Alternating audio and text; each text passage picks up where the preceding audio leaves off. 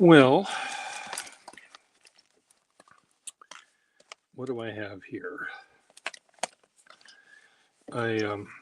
This is the new Wahl that I got in the mail the other day.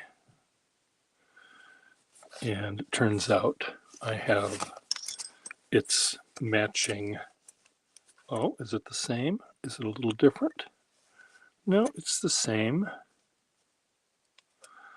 Same number 3 size. This one has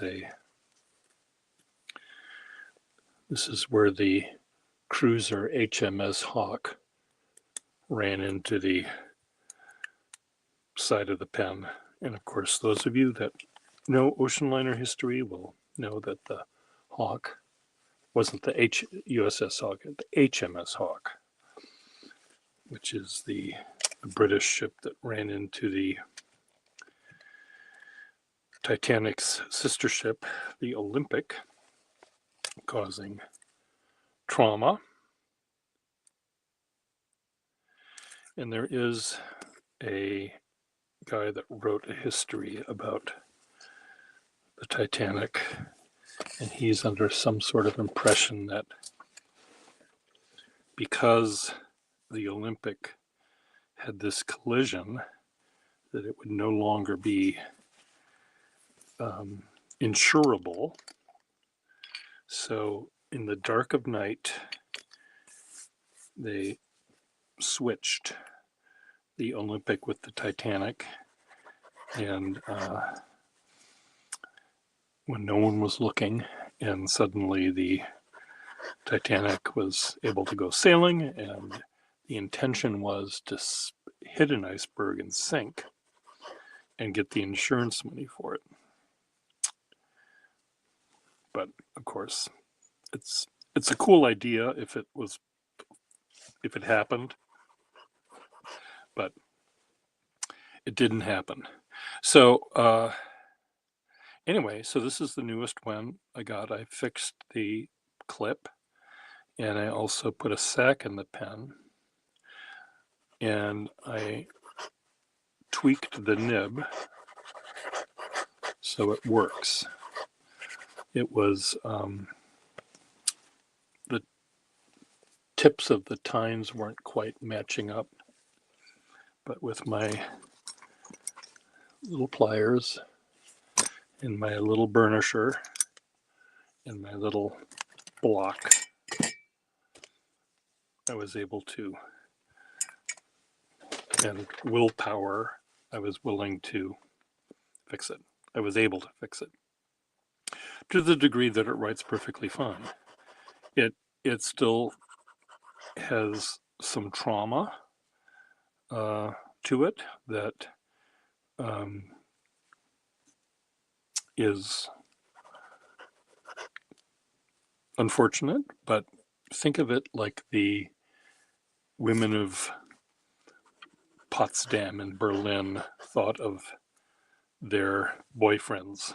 You know, they weren't considered boyfriend material until they had that fencing scar.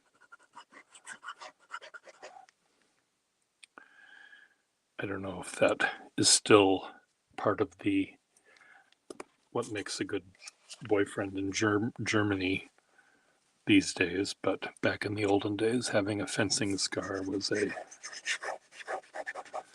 a thing. Looking at George Gross's drawings he did after World War I, where all of the German soldiers, or many of the German soldiers he depicted with one leg and half their head blown off. Maybe World War I taught people that maiming and dismemberment isn't a good idea. So what do you think about this repair? This is a lovely pen. What do I think is wrong with it, if anything? Sometimes a pen will feel slippery to me. There's something slippery about this, and I don't quite understand why this feels that way. Is it the pattern? Am I just used to holding one that's the number 4 size, and the number 3 size seems too skinny? Is that why I'm saying such nasty things about this pen? I think if it feels sort of slippery to me now, it's because I was used to writing and carrying a fatter pen. This size. Is this a 4 or a 5? This is 2 sizes up from this. And as I've mentioned many times before on this channel, the size difference between a 2 and a 3 and a 3 and a 4 and a 4 and a 5 in terms of the width of the pen is the width of the pen is only enlarged by the change between that and this, the cap and the barrel. So a number 2 sized cap dimension is the number 3 sized barrel dimension. So they only go up by that much. It's not like a Parker Duofold or going from a lady's pen to a junior pen to a senior pen. Those were sort of big jumps. But this one was a very small jump, and it's only enlarged by the thickness of the metal. And I've been using a silver-filled Wahl number 4 pen quite a lot lately, or a Waterman 452 quite a lot lately. So I'm probably used to that dimension in my hand. And this one, being that this is slightly smaller, my fingers aren't used to that. Is that my excuse? Is that what I'm going to go with?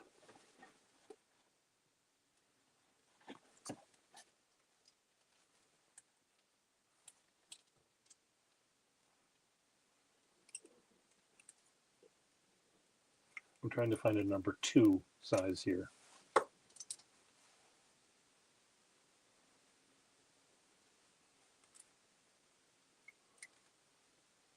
They also made a 0 size. Here's a 2. So if I'm correct in what I'm telling you, this cap on this pen will go over the top, but it doesn't screw on. I mean, it might screw, but it doesn't fit. This cap, won't go on this. I mean, it fits over the top. It just doesn't screw. I have to put them all back together. Todd Merrill, where are you? I need you to tell me the measurements. Todd Merrill is the factoid what do we call him? Fact checker. You should work for TV news stations. Nope, not true. Trump didn't say that. Yep, untrue. Is this a 2? This is a 3.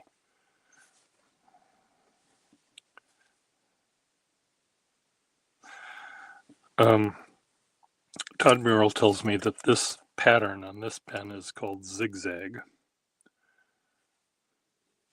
This is called, I don't know, I call this meander or Greek key, but I know that's neither one of those is correct. And this one is called something which I don't know. These are the factoids that I don't pay attention to.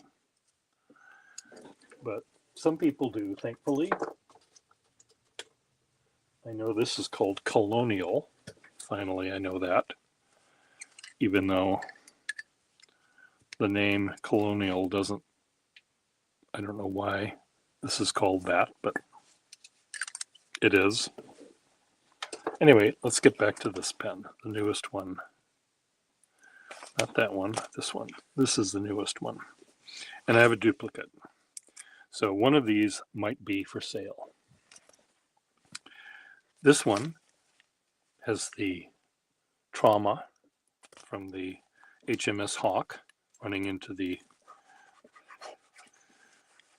port quarter of the port bow of the Olympic.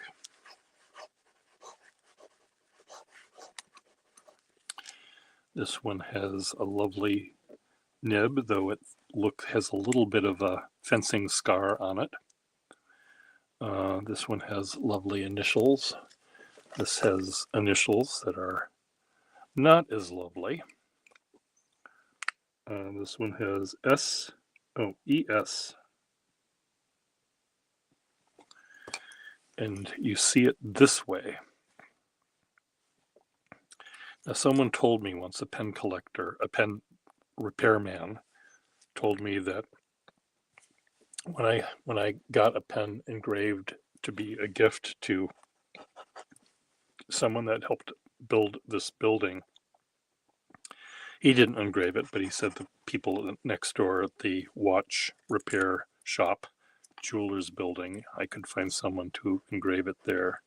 So I picked it up a couple days later, brought it over to the pen shop, and he said they did it upside down. I thought, what the fuck are you talking about? What do you mean upside down? And he said, you're meant to see it when you're holding it in your hand, uncapped. You're meant to see it go this way. First name, middle name, last name.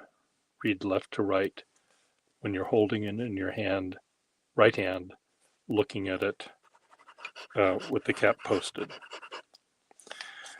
This one, if you're left-handed, you could see it because it goes from here to there. If I hold it in my right hand and look at it, it's upside down, going from here to there. So it's either was made for a lefty or it was upside down. But when you put the cap on, if you're looking at the pen with the cap on and you're holding it like this, you see it right side up. How do you hold your pens when they're capped? Do you hold it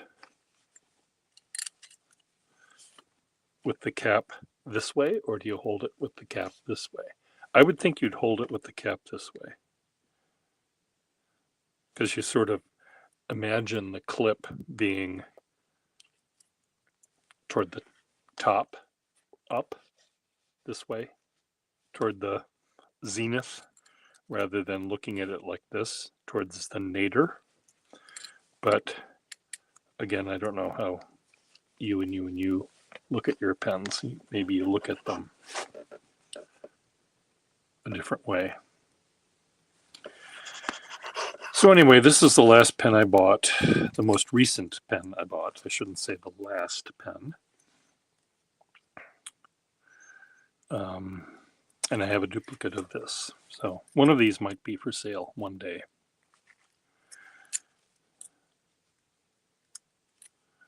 And who knows which one.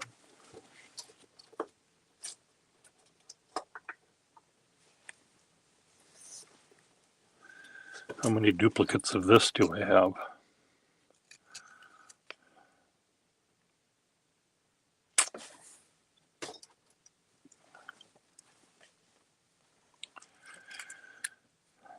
So let's turn the page.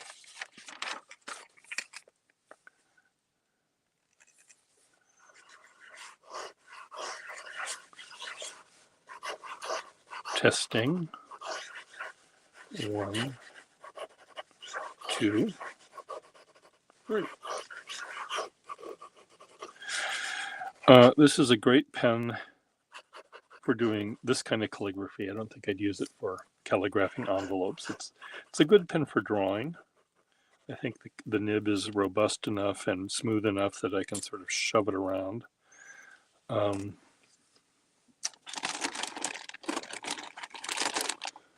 me just look at this pen. I'm curious to know what this is like.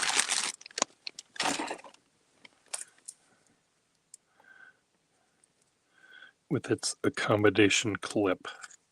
I forget what kind of nib. Oh, this is a swan nib. Why does this have a swan nib on it? Beautiful swan nib, though. Wow, very, very fine.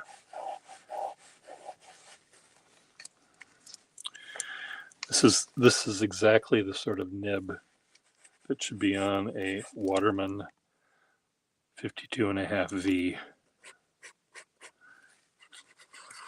I think. Now a Waterman 52V fat pen, short and fat, should have a stub nib.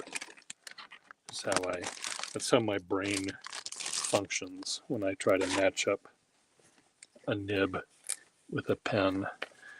I think of the stature of the pen and this type of nib it has.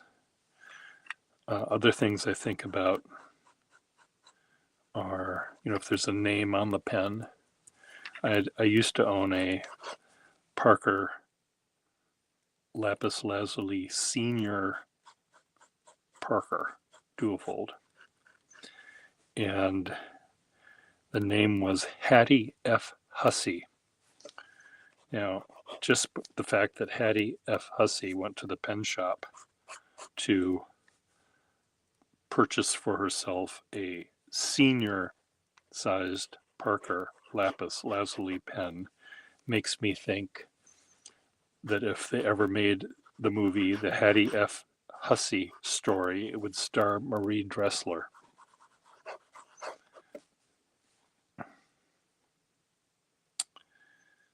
And because that would be the character of Hattie F. Hussey, not to be confused with any other Hattie Husseys out there, but Hattie F. Hussey. And she chose this big, fat, senior-sized pen because, like Hattie F. Hussey, it was equally, Hattie was big and tall and big-boned and fat and loud and obnoxious. And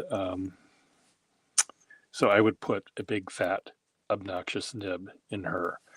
I don't think she would go for the flexible nib.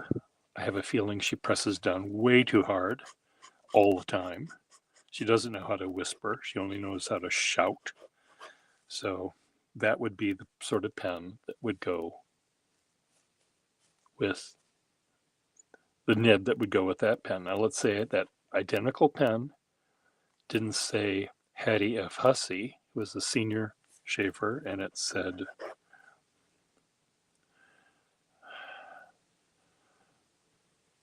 Maurice Chevalier. Now I know that's a real person, but I'm trying to think of a name that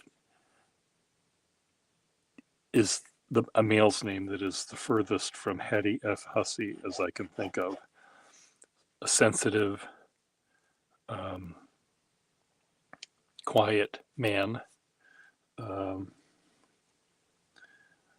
Wallace Peabody III. What kind of nib would he have? What would Wallace Peabody Jr. have? Some sort of milk toasty name would maybe have a very fine nib. Maybe not flexible, maybe very fine. So matching, not only are we matching the nib to the pen, we're matching the nib to the name on the pen. Now, other things make me think this isn't the right nib for this pen, and it might be the color of the pen or the condition of the pen. If a pen is really, really worn and beat up and has teeth marks all over it, that might make me think that this person should have a certain kind of a nib versus another kind of a nib. And, but for me, I'll just write down what I think makes sense for me. A long, slender, thin pen should have a long, slender, thin nib. A short, fat pen should have a stub nib. A pen that has a name or a nib that says, look at me, pay attention to me, I'm the one talking, should have, to me, that seems rude. Like I have to be the center of attention. It would be a nib with a really broad, maybe firm nib, not very flexible, just loud and blunt. Think of the pen that the present occupant of the White House uses. He uses a big fucking ugly Sharpie to sign his one illegal document after another. It's just it just makes sense that that sort of person would have a big fat nib.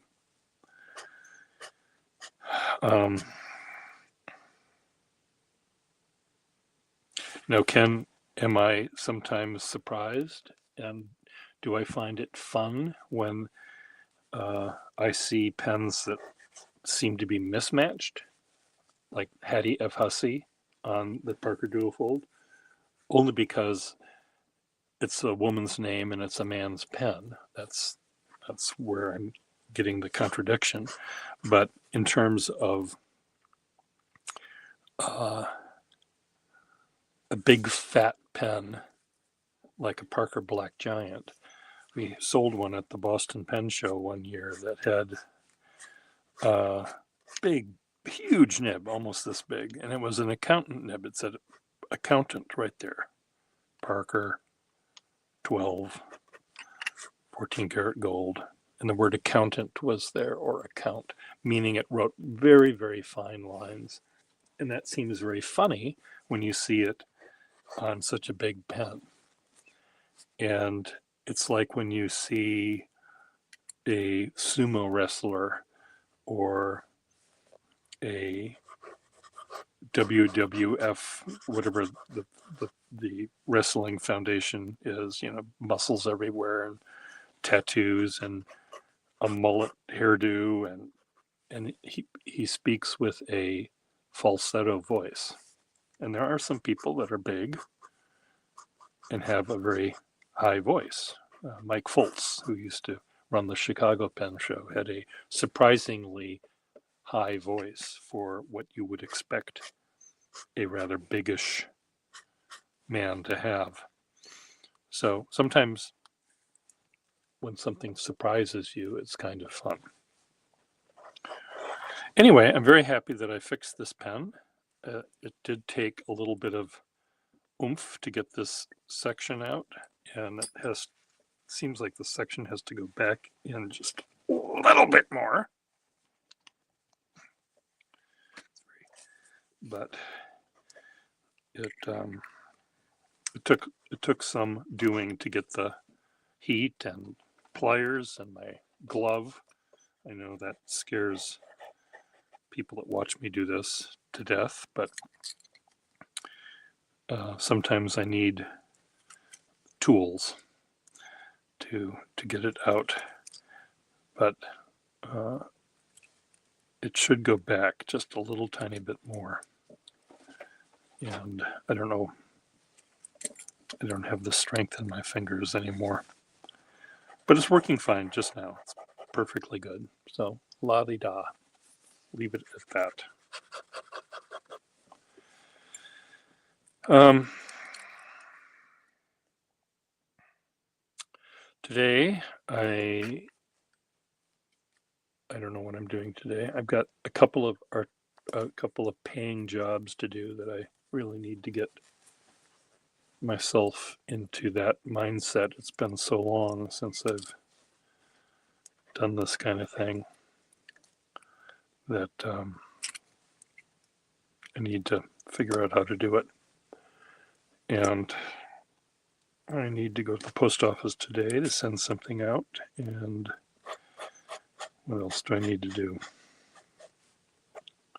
My people in my building, we on Fridays from 10 to noon, we meet next door at the coffee shop and we gossip and we draw, and it's called Sketch and Kvetch. And I may go there and work on a hat that I'm making for trivia. What I've done, in fact, I'll show you. Don't go away. I'll be right back. I can get out of here without trauma.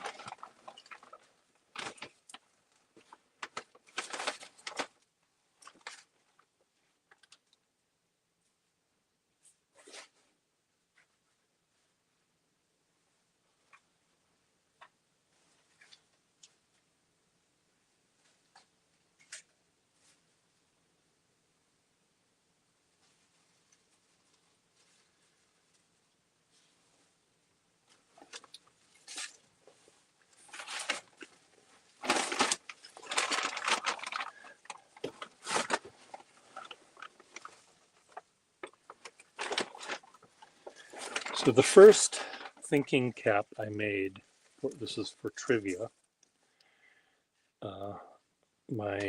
Some of my neighbors and I go to trivia on Wednesday nights. I took a bunch of old diplomas and I cut them up and glued them together. And this one had it was a Masonic Knights of Columbus kind of thing document, and there was a association of chiropractors, I think, and this was a military U.S. Army diploma of some sort, and I just cut them up and glued them together. Prosperity,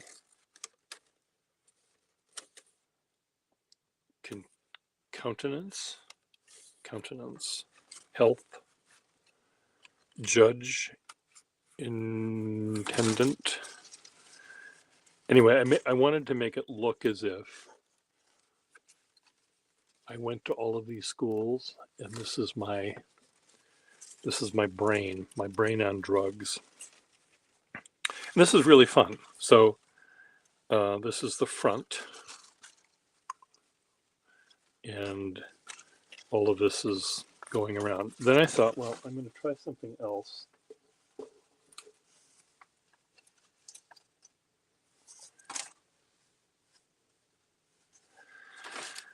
So I wanted this one to be made of the same stuff, old diplomas, but I wanted the network of things to look as if the various brain cells and their synapses or their connections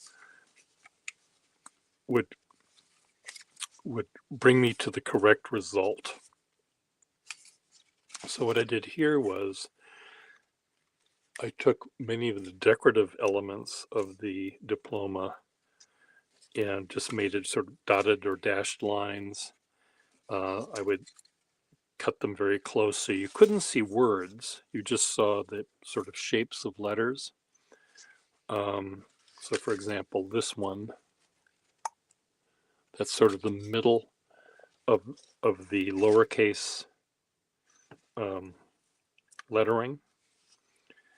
And the zeros, the O's, or sometimes a dot, showed where they connect.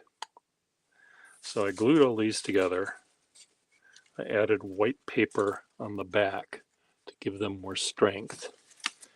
And then my intention is, when I'm done with this one, the swooshy little flourishy bits that you see on diplomas, this was going to represent the lobes of my cranium. And then down at the edge, close to the bottom, I was going to have a bunch of vertical lines from Germanic writing, just be a sort of a bunch of lines like this, and some would be close together, some would be far apart, some would have the drop shadow, some wouldn't, but this would sort of represent the hairline, and then you'd see the brain, and then you'd see my thoughts. I then made this thing to go inside of this, and I ended up not liking it. I wanted this to look like, okay, my idea, I had the right answer is right here. Here's one, the X, that's one of the wrong, no, that was the first thing, but that's wrong. So I thought a little bit more, and this became the right answer for the question, whatever the question was. So I did a right answer ectomy. I removed that. And what I'm going to do with this, I might remove all of these things and add these back to the other thing. But what I'm going to do on this one, I have a couple of diplomas that I'm going to cut up. And it was, it was blah, blah, blah, the school, something public school or university. It was usually either a high school or one of them is a correspondence course, diploma, and then it has the name and the date and stuff, and then blah, blah, blah, blah, blah. And this gold seal is here, the signature is here, but right down here at the bottom, written individually for each student, has the thing that they are now proficient in. So signaling, if this was, let's say, a correspondence school for train locomotive engineers or something, boiler, whatever it was. The ones for high schools, they'll say geography or arithmetic or spelling or literature. So I'm going to take all of those words. I'm not going to cut them up. But what I'm going to do is here's the right idea at the top. Here's my head. Here's my mouth. Here's my eyeball. Here's my ear. Here's the right idea. The gold seal will be here. And then things will come down like this. And they're going to sort of clamp onto my brain. I don't have a lot of hair to connect this. So I may use a, what are they, hair beret sort of things. The things that look like a horseshoe that'll clamp on your head. I may have one of those, and I'll glue these things to it so it'll stay in place even though it looks very fragile. And then these will come down and hit my scalp or my hair, what little hair I have left. And then here's the right answer. So what I'd like to do with these 3 or 4 hats, I only have 3 now, but I might be able to make another couple after I'm done with the 3, is bring them to trivia on Wednesdays, and my teammates and I will all be wearing these as we play. And people will smile, if nothing else. Okay, I'm looking for the top of this.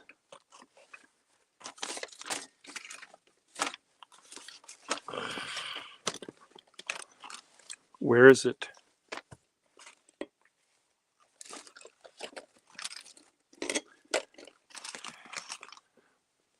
tell you what I'm going to do. I'm going to take it off of this one. This is just dirty water, so I'm just going to use, this is the good ink. This is the shitty ink. So I don't care if this evaporates. See, that's all worn out. So anyway, that's my plan. What do you think of my plan? Write your thoughts below. I like this pen. Very happy this was savable. Oh, there it is, right there. Okay. Never mind.